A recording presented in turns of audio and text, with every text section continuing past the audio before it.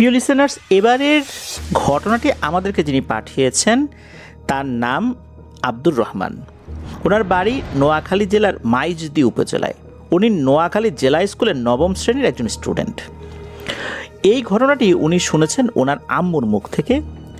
আর ঘটনাটি ঘটেছিল এই আব্দুর রহমান ভাইয়ের দুঃসম্পর্কের এক ফুপুর ছেলের সাথে। ফুপুর ছেলের নাম রায়হান। এই রায়হান ছিল কোরআনে হাফেজ। ছেলেটি খুবই নম্র ভদ্র স্বভাবের ছিল। রায়হান সে একদিন বিকেলবেলা, তখন অবশ্য আসরের আজান দেয়নি, ওই সময় বন্ধুদের সাথে ক্রিকেট খেলছিল।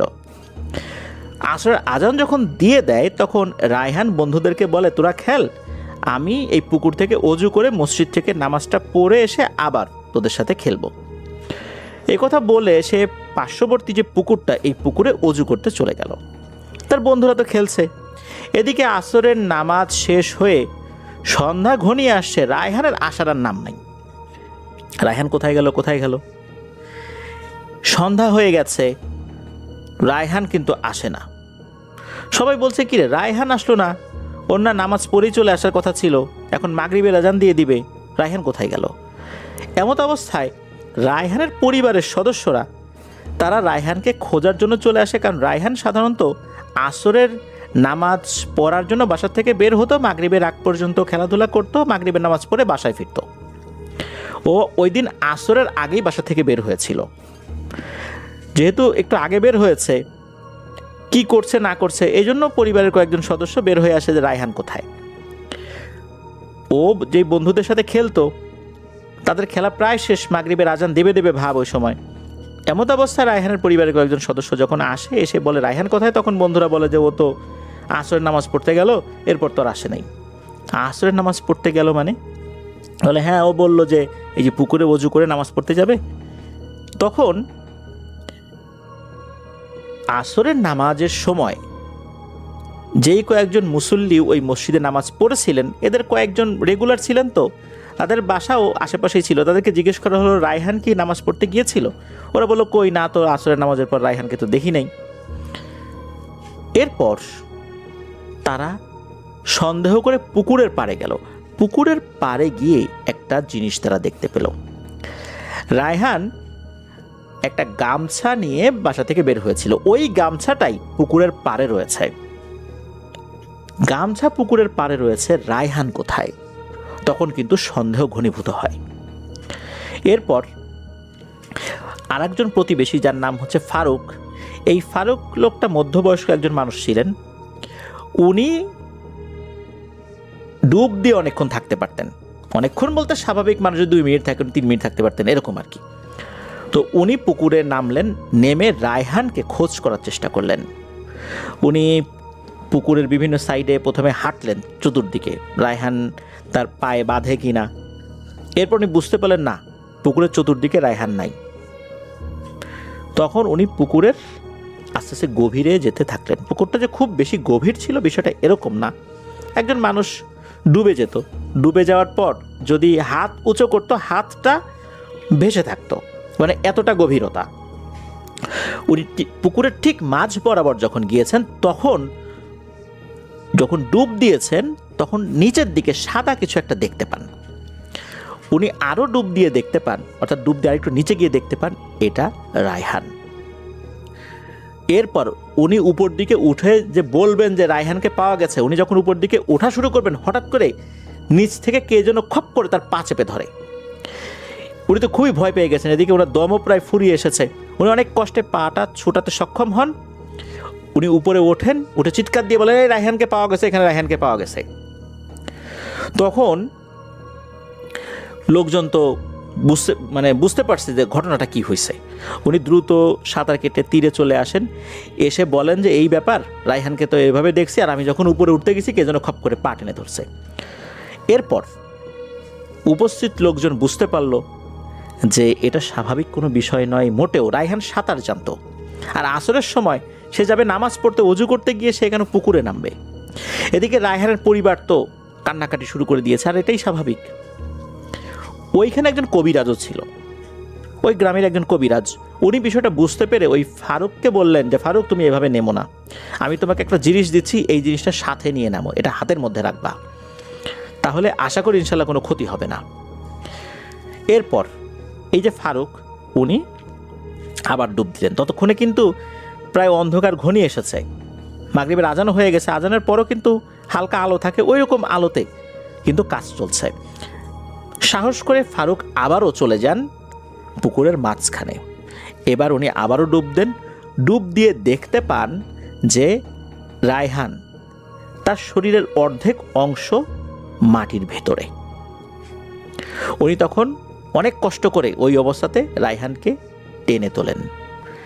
টেনে তুলে রায়হানকে পুকুরের পাড়ে নিয়ে আসেন। আসলে রায়হানের শরীরের একটা অংশ, বিশেষ করে মাথা থেকে বুক পর্যন্ত, এটা মাটির ভেতরে ওই কাদার মধ্যে আর কি, পুকুরের নিচে তো কাদা থাকে, যে অংশে মাটি থাকে, সেখানে পুঁতে দেওয়া হয়েছিল। কিন্তু কি অপরাধ ছিল তার? ওই কবিরাজ উনি বললেন যে এখানে কোনো একটা দুষ্টু পিশাচিনীর আবির্ভাব ঘটেছে, যেটা আগে ছিল না। সেই এই কোরআনে হাফেজ এই ছেলেটাকে পেয়ে সে এই কাজটি করেছে। একে মেরে ফেলার মাধ্যম দিয়ে ওই পিশাচিনীটা আরও বেশি শক্তিশালী হবে, কারণ ও অন্য 8-10টা স্বাভাবিক ছেলের মতো ছিল না। সে খুবই নামাজ কালেমে একটা ছেলে, অল্প বয়স্ক, আবার কোরআনে হাফেজ। এই ধরনের বাচ্চাদেরকে মেরে ফেললে ওই ধরনের পিশাচিনী যারা একটু দুর্বল প্রকৃতির, এরা আরও বেশি শক্তিশালী হয়ে যায়। আর এই কাজটাই ও করেছে সুযোগ বুঝে। এরপর ঘটনা কিন্তু এখানেই শেষ না। রায়হানকে তো দাফন কাফন করা হলো।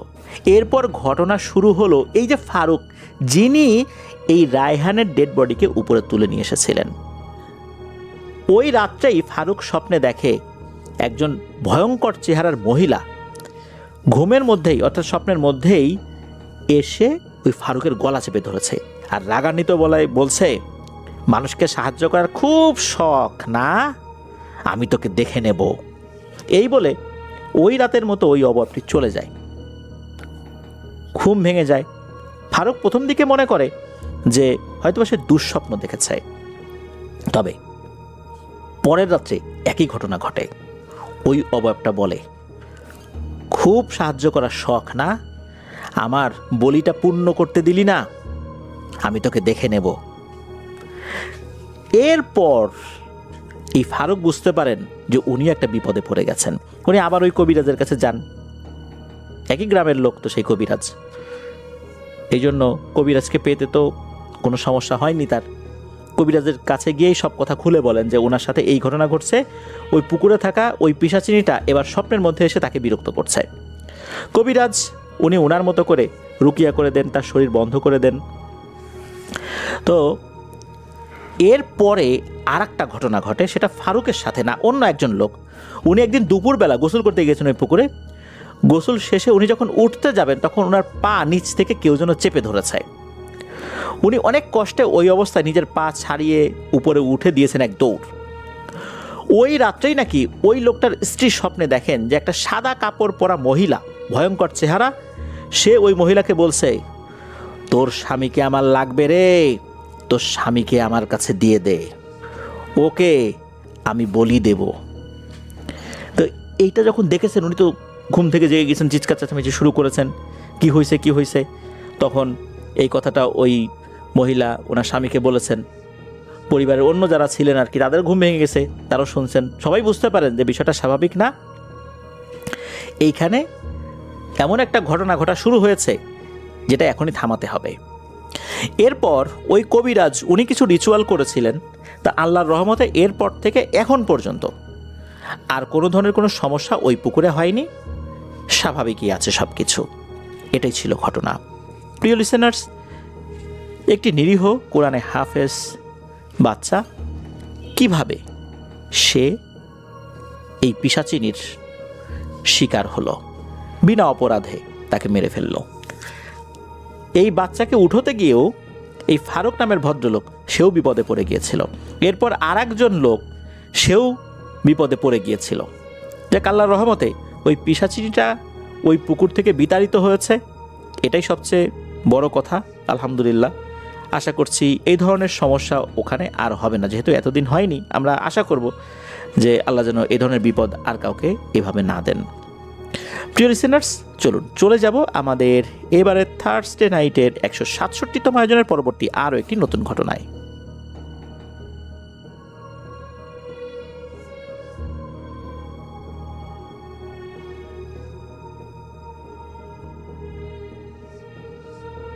প্রিয় লিসেনার্স, এবারে যে ঘটনাটি আপনাদের সাথে শেয়ার করবে, এই ঘটনাটি আমাদেরকে যিনি পাঠিয়েছেন তার নাম সাইফুল্লাহ। ওনার বাড়ি কুমিল্লা জেলার দাউদকান্দি উপজেলার গৌরীপুর ইউনিয়নের পেন্নাই গ্রামে। পেন্নাই গ্রামটা বেশ কয়েক ভাগে বিভক্ত, উত্তর পেন্নাই, দক্ষিণ পেন্নাই, পূর্ব পেন্নাই, এরকম আর কি। ওনার যে বাড়িটা, এটা কোন পেন্নাই উনি সঙ্গত কারণে বলেন নাই, এটা গোপন রাখতে চেয়েছেন। ওনার জন্ম 1999 সালের জানুয়ারি মাসের 18 তারিখ সোমবার। সময়টা ছিল শেষ রমজান। ওই দিন সন্ধ্যার পর পবিত্র ঈদ উল ফিতরের চাঁদ দেখা যায়। পরের দিন রোজার ঈদ অর্থাৎ ঈদ উল ফিতর। তো ঈদ উল ফিতরের আগের রাত 9টায় অর্থাৎ শেষ রমজান যেটা, সেটা হয়ে গেছে, ইফতার হয়ে গেছে। রাত 9টার দিকে উনি জন্মগ্রহণ করেছেন। জন্মের সময়, তারিখ স্পষ্ট মনে থাকার পেছনে কারণ এইটাই যে পরের দিন ঈদ উল ফিতর ছিল, তাই। উনি তো জন্মগ্রহণ করেছেন একটা বিশেষ সময়ে, সুন্দর একটি সময়, একটা পবিত্র রাতে। পরিবারে একটা আনন্দের বন্যা বয়ে যাচ্ছে। প্রথম রাত, দ্বিতীয় রাত, তৃতীয় রাত, চতুর্থ রাতে এসে ঘটে এক ভয়ঙ্কর ঘটনা। 3টা রাত স্বাভাবিকভাবে গিয়েছে। ঈদের আগের রাত, তারপর ঈদের দিনের রাত, ঈদের পরের দিনের রাত। এরপর যেই রাতটা আসবে, সেই রাতের আগের যে সন্ধ্যা, এই সন্ধ্যাতেই হঠাৎ করে শিশুটির আচরণে ভয়ঙ্কর পরিবর্তন ঘটে যায়। সে মায়ের বুকের দুধ খাওয়া পুরোপুরি রূপে বন্ধ করে দেয়। একটানা কান্নাকাটি করছে। এমন কান্না, এটা কোনো স্বাভাবিক কোনো শিশুর কান্না না। শিশুরা কান্নাকাটি করে, ক্ষুধায় কান্নাকাটি করে বা অন্য কোনো কারণে কান্নাকাটি করতে পারে, কিন্তু এমন কান্না অস্বাভাবিক রকমের কান্না। এটা কোনো কান্না না, এটা একটা আর্তনাদ, তীব্র আর্তনাদ, গলা ফাটানো আর্তনাদ, যে কারো বুকে কাপড় ধরিয়ে দেবে বাচ্চাদের এই কান্না। মা বাবা কোনোভাবেই থামাতে পারছেন না। আত্মীয় স্বজনরা চলে আসে, পাড়া প্রতিবেশীরা চলে আসে, সবাই মিলে চেষ্টা করেও কোনোভাবেই বাচ্চার কান্না থামানো যায় না। শরীরটা ভয়ঙ্করভাবে মাঝে মাঝে কেঁপে উঠছে, সময় গড়াচ্ছে, রাত গভীর হচ্ছে, কান্না তো থামে না। অজানা এক আতঙ্ক পুরো বাড়িটাকে মনে হচ্ছে গ্রাস করে ফেলল। দাদা দাদি তখন আর ধৈর্য ধরতে পারলেন না। দাদা দাদি বললেন, এটা কোনো স্বাভাবিক কান্না না রে, আর কিছুক্ষণ কাঁদলে বাচ্চাটা মারা যেতে পারে। নিশ্চয়ই কারণ নজর লাগছে বা অশুভ কোনো কিছু ছায়া পড়ছে ওর গায়ে। এক্ষুনি শাহাদত দারোগাকে ডাকতে হবে। শাহাদত দারোগাকে? শাহাদত দারোগা কোনো পুলিশের দারোগা না, উনি মূলত একজন কবিরাজ। তার নাম শাহাদত কবিরাজ। কিন্তু ওনার যে কাজকর্ম এতটা এগ্রেসিভ যে জিন ভূত তাকে দেখে মারাত্মক ভয় পায়। মানে এতটা ভয় পায়, উনি কোনো কাজে গেলে অতি দ্রুত সেই কাজের সমাধান উনি করে ফেলেন। খুব বেশিক্ষণ কোনো জিন ভূতের সাথে উনি কথা বলেন না। অল্প সময়ের মধ্যেই উনি যেটা করার দরকার উনি সেটা করে ফেলেন। কোনো নরম সুরে কথা বলেন না। জিন ভূতের কাছে এই শাহাদত কবিরাজই একটা মূর্তমান আতঙ্ক। জিন ভূতের কাছে উনি একটা জিন ভূত, এমন একটা অবস্থা আর কি। এই জন্যই তার এই বিশেষ এগ্রেসিভ আচরণের কারণে মানুষজন তাকে শাহাদত কবিরাজ না বলে শাহাদত দারোগা বলে অভিহিত করেন। উনি প্যারানরমাল বিষয়ে বোঝা বা সমাধানের বিষয়েও আল্লাহর রহমতে যথেষ্ট দক্ষতা অর্জন করেছেন। বাড়ির একজন সদস্যকে পাঠানো হয় এই শাহাদত কবিরাজকে আনতে। তখন তো সবার হাতে মোবাইল ফোন ছিল না, টর্চ লাইট নিয়েই রওনা দিয়েছেন। ফোন করে আর জানাতে পারেন নাই শাহাদত কবিরাজকে যে শাহাদত কবিরাজ বাড়িতে আছেন কি না, ওনারা আসছেন। আর শাহাদত কবিরাজের কাছেও তখন মোবাইল ফোন ছিল না। একটা রিক্সা নিয়ে যান, রিক্সার নিচে একটা হারিকেন ছিল, হারিকেনের টিমটিমে আলোতে পথ চলছিল, আর যিনি যাচ্ছিলেন তার কাছে তো টর্চ লাইট ছিলই। মোটামুটি শাহাদত কবিরাজের বাড়িতে অল্প সময়ের মধ্যে পৌঁছে যান। শাহাদত কবিরাজ তখন জেগেই ছিলেন। তো উনি ওনার বেশ কিছু উপকরণ নিয়ে আবার ওই রিক্সাতে রওনা দেন। কথা ছিল রিক্সাতে করে আবার তাকে পৌঁছে দিতে হবে। কবিরাজ আসেন, আসার পর উনি বলেন যে এই বাচ্চার উপর একটা শক্তি কাজ করছে না, অনেকগুলো শক্তি একসাথে কাজ করছে। উনি ঝাড়ফুঁক করলেন, রুকিয়া করলেন, আর এই সাইফুল্লাহ ভাইয়ের মা বাবাকে বলে দিলেন যে বাচ্চাকে কখনোই সন্ধ্যার পরে বাইরে নেবেন না, আর যখন আজান দেয় আজানের সময় ওকে বাইরে নেবেন না, আজান শেষ হয়ে গেলে নিতে পারবেন। খুব সাবধানে রাখবেন, সবসময় বাচ্চার সাথে কেউ না কেউ যেন থাকে। এখন তো কবিরাজকে বাড়ি পৌঁছে দেওয়ার পালা। আর তখনই আর একটা ভয়ঙ্কর ঘটনার সূত্রপাত ঘটে। সেটা হচ্ছে, যিনি নিয়ে আসছিলেন এই শাহাদত কবিরাজ বা শাহাদত দারোগাকে, তিনি আবার শাহাদত কবিরাজকে পৌঁছে দেওয়ার জন্য রিক্সা নিয়ে রওনা দিয়েছেন। 3 জন লোক, রিক্সা চালক, ওই পরিবারের একজন ব্যক্তি আর শাহাদত কবিরাজ। রাত তখন প্রায় 10টা কি 10টার বেশি বেজে গেছে, চারদিকে ঘোর অন্ধকার। তো ওই সময় কিন্তু রিক্সা চালানো হতো ওই হারিকেনের মিটিমিটি আলোতে। গ্রাম্য পথ, কাঁচা রাস্তা, গাছপালা দিয়ে ঘেরা। রিক্সা চলছে আস্তে আস্তে, চারপাশের নিস্তব্ধতা। হঠাৎ হঠাৎ কুকুরের ডাক আর ঝিঝি পোকার শব্দে কিন্তু নিস্তব্ধতাটা একটু কমে যাচ্ছিল। কিছুটা পথ আগানোর পরে শুরু হলো ভয়ঙ্কর ঘটনা। হঠাৎ করে রিক্সাটা ভারী হয়ে গেল। যিনি রিক্সা চালক কোনোভাবেই উনি রিক্সাটা টানতে পারছেন না। মনে হচ্ছিল পেছন থেকে কেউ রিক্সা টেনে ধরে রেখেছে। রিক্সাওয়ালা তার সিট থেকে নেমে পড়ে। নেমে সে দাঁড়িয়ে রিক্সার সামনের দিকে আগানোর চেষ্টা করে, তাও পারে না। এ পর্যায়ে রিক্সাওয়ালা রিক্সা থামিয়ে চারদিকে খুঁজে দেখতে থাকে যে ঘটনা কি, চাকার নিচে কিছু পড়লো না কি হলো, না কিছুই তো নাই। এদিকে হয় কি, ওই হারিকেনের যে আলো এটাও আস্তে আস্তে কমতে থাকে। রিক্সা চালক মনে করলেন যে হারিকেনে কি ঠিকঠাক মতো কেরোসিন তেল উনি ভরেছেন। এই চিন্তা করে হারিকেনটা উনি খুলে ঝাঁকিয়ে দেখলেন যে ঠিক কিন্তু আছে, তেল তো ঠিক আছে, সমস্যাটা কি, হারিকেনের আলো কমে যাচ্ছে কেন? তখন হারিকেনের আলোটা বাড়ানোর জন্য একটা ছোট্ট গোলাকৃতির চাকার মতো থাকে, একটা হুইলের মতো থাকে, ওটা দিয়ে কিন্তু হারিকেনের যে সলতে এটা বাড়ানো যায় কমানো যায়। উনি আবার সলতেটা একটু বাড়িয়ে দিলেন, এরপর দেখলেন যে আলো আবারও কমে যাচ্ছে। এই যে এত কিছু হচ্ছে, এই যে শাহাদত কবিরাজ বা শাহাদত দারোগা যিনি, উনি কিন্তু তেমন কিছু বলছেন না, ওনার কোনো ভাবান্তর নাই, উনি শুধু বিড়বিড় করে কিছু পড়ছেন। আর তখনই শাহাদত কবিরাজ, ওই পরিবারের একজন সদস্য, আর হচ্ছে এই যে রিক্সা চালক, 3 জনই দেখতে পান রাস্তার 2 পাশে যে গাছগুলো রয়েছে না, ওই গাছের আড়ালে জোড়া জোড়া চোখ দেখা যাচ্ছে। আর চোখগুলো লাল টকটকে জ্বলছে। এই চোখগুলো গোলাকৃতির চোখ না, মানুষের চোখের মতোই মনে হচ্ছে, কিন্তু লাল টকটকে জ্বলছে, মনে হচ্ছে চোখগুলো এক একটা লাইট। প্রথমে রিক্সা চালক আর এই যে সাইফুল্লাহ ভাইয়ের যে ফ্যামিলির যিনি সদস্য ছিলেন, মানে তার জ্যাঠাতো ভাই হয় আর কি, ওনারা মনে করছেন যে এইটা মনে হয় কোনো পোকা বা কোনো প্রাণী, কিন্তু না, এরা কোনো পোকা ছিল না, অন্য কোনো প্রাণী ছিল না। অল্প সময়ের মধ্যে দেখা গেল ছোট ছোট শিশুদের মতো তাদের দেহ, গায়ের রং অদ্ভুত রকমের ধূসর, চোখ দুটো জ্বলছে আগুনের মতো। এই গাছের আড়াল থেকে এরা তাকিয়ে আছে, কেউ খুব রাগান্বিত, কেউ বিশ্রীভাবে হাসছে, কেউ আবার স্বাভাবিকভাবেই তাকিয়ে আছে। এই দৃশ্য দেখে যিনি রিক্সা চালক আর এই সাইফুল্লাহ ভাইয়ের জ্যাঠাতো ভাই, এই দুজন তো মারাত্মক ভয় পেয়েছেন। কিছুক্ষণের মধ্যেই দেখা গেল এই চোখের সংখ্যা আস্তে আস্তে বাড়ছে। একটু আগে হয়তোবা 10 জোড়া চোখ ছিল, এখন মনে হচ্ছে 15 জোড়া হয়ে গেছে, এরপরে 20 জোড়া, এরপর 25 জোড়া, এরকম মনে হচ্ছে বাড়ছে। এরই মধ্যে হয় কি, ওই রিক্সার সামনে দিয়ে কয়েকটা বাচ্চা দৌড়ে পার হয়ে যায়।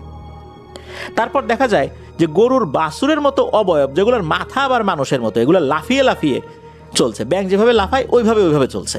রাস্তার এপাশ থেকে ওপাশ যাচ্ছে, আবার কোনোটায় ওপাশ থেকে এপাশ আসছে, আবার কেউ কেউ সামনের দিকে চলে যাচ্ছে, আর মাঝপথেই অদৃশ্য হয়ে যাচ্ছে। আর রাস্তার এপাশ ওপাশ থেকে খুবই বিশ্রীভাবে হাসির আওয়াজ শোনা যাচ্ছে।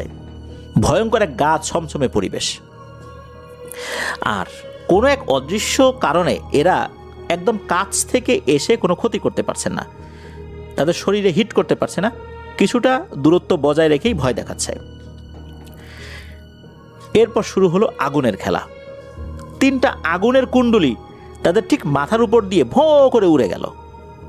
এটা তাপ ছিল এতটা ভয়ঙ্কর যে মনে হচ্ছে তাদের শরীরে আগুন ধরে যাবে, এতটা তাপযুক্ত এই আগুনের কুণ্ডলী।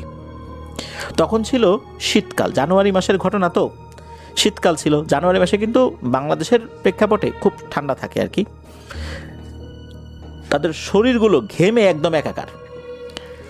এই রিক্সা চালক, এই সাইফুল্লাহ ভাইয়ের জ্যাঠাতো ভাই, এই দুইজনই এই কবিরাজের 2 হাত চেপে ধরে রেখেছে।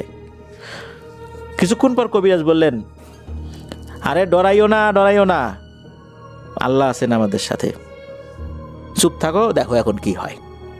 ওদেরকে ডাকছি, খালি এখন দেখো খেলতামাশা কি শুরু হয়।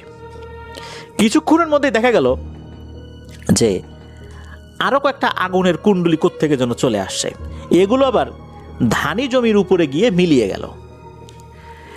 এরপরেই ঘটলো আর একটা ঘটনা, সেটা হলো এই যে রাস্তার এপাশে ওপাশে অনেকগুলো জোড়ায় জোড়ায় লাল লাল চোখ, মনে হচ্ছে এই চোখগুলো একে একে নিভে যাচ্ছে, জলজল করছিল তো নিভে যাচ্ছে। আর এরপর শুরু হলো আর্তনাদ, এমন আর্তনাদ মনে হচ্ছে যে এগুলোকে ভয়ঙ্করভাবে কেউ পেটাচ্ছে। এরা চিৎকার করছে, ব্যথায় মনে হচ্ছে এরা কুকড়ে যাচ্ছে, কান্নাকাটি চিৎকার। মাত্র মিনিট খানেক এরকম হয়েছে, এরপরে একদম সব কিছু স্বাভাবিক। তখন ওই কবিরাজ বললেন যে নাও এবার চালাও, আর কোনো ভয় নাই, আলহামদুলিল্লাহ সমস্যা শেষ। এরপরে কবিরাজকে বাড়িতে পৌঁছে দেওয়া হয়। তখন কবিরাজ বলেন যে তোমরা চলে যাও, ইনশাল্লাহ যাওয়ার পথে আর কোনো সমস্যা হবে না। কবিরাজকে তখন জিজ্ঞেস করলেন ঘটনাটা কি হয়েছিল। তখন কবিরাজ জানালেন একটা রহস্যময় ব্যাপার। কবিরাজ জানালেন এই যে সাইফুল্লাহ ভাই, উনি যখন জন্মগ্রহণ করেছেন, কবিরাজ জানালেন যে এই শিশুটার জন্ম হয়েছে এক বিরল রাত্রে, রমজানের শেষে, চাঁদ রাতে, আবার সোমবারটা ইসলাম ধর্মে একটা বিশেষ গুরুত্ব বহন করে। রাসূলুল্লাহ সাল্লাল্লাহু আলাইহি সাল্লামের জন্ম হয়েছিল সোমবারে। তো এই বিষয়গুলো মিলে গিয়েছে এই বাচ্চার বেলায়। আর এমন সময়ে এমন দিনে জন্ম নেয়া বাচ্চাদের প্রতি এই অশুভ শক্তিদের নজর থাকে। তারা বিশ্বাস করে এই ধরনের বাচ্চাদেরকে বলি দিতে পারলে তারা অনেক শক্তি অর্জন করবে। মূলত ওই রাত্রে যারা এসেছিল তারা ছিল টাহুরা প্রকৃতির জিন। এরা শিশু অপহরণ করে, শিশুদেরকে হত্যা করে, শিশুদেরকে বলি দেয়। আর ওই সময় এই যে কবিরাজ, শাহাদত কবিরাজ বা শাহাদত দারোগা, উনি তার অনুগত ভালো জিনদেরকে আহ্বান করেছিলেন। আর এই জিনগুলোর সাথে সাথে চলে এসে এই টাহুরা জিনগুলোকে দিয়েছে বেধড়ক মার। আর মার খাওয়ার পরে এরা পালিয়ে যায়। এরপরে সহি সালামতে ঠিকঠাক মতো সাইফুল্লাহ ভাইয়ের জ্যাঠাতো ভাই আর ওই রিক্সা চালক ওনারা চলে আসেন। প্রতিমধ্যে কোনো ধরনের কোনো সমস্যা হয় নাই। তবে এই যে রিক্সা চালকের জ্বর এসেছিল, সেই সাথে এই সাইফুল্লাহ ভাইয়ের জ্যাঠাতো ভাইয়েরও জ্বর এসেছিল। তবে আল্লাহর রহমতে বড় ধরনের কোনো সমস্যা হয় নাই। পরবর্তীতে এই যে শাহাদত কবিরাজ, উনি গিয়ে ঝাড়ফুঁক করে দিয়েছেন এই দুইজনকেই। পুরোপুরি ঠিক হতে 1 মাসের মতো সময় নিয়েছিল। তবে এটা নিয়ে আর কোনো ধরনের কোনো সমস্যা হয়নি।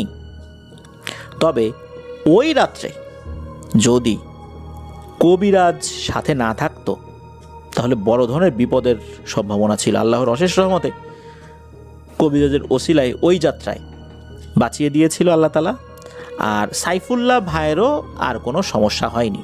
ওই রাত্রে ওই যে ওনার কান্না থেমে গেল, আর কোনো ধরনের কোনো সমস্যা ওভাবে হয়নি।